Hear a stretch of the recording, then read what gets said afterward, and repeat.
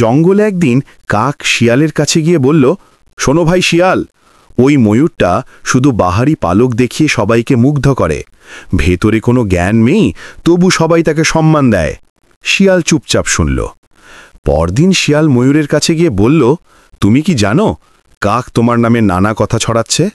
ময়ূর মৃদু হেসে বলল, আমি যদি তার কথায় রাগ করি তবে গীবত সফল হবে, কিন্তু আমি যদি ধৈর্য ধরি তবে তার দোষই সবার সামনে প্রকাশ পাবে। কিছুদিনের মধ্যেই কাকের কুৎসা আর মিথ্যে কথা জঙ্গলের প্রাণীদের মাঝে ধরা পড়ল। সবাই তাকে এড়িয়ে চলতে লাগল, আর ময়ূর আগের মতোই নিজের সৌন্দর্য ও বিনয়ের জন্য সবার ভালোবাসা পেল।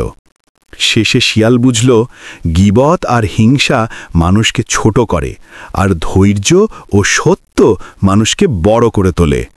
শিক্ষা: অন্যের গীবত করলে নিজের মানই নষ্ট হয়।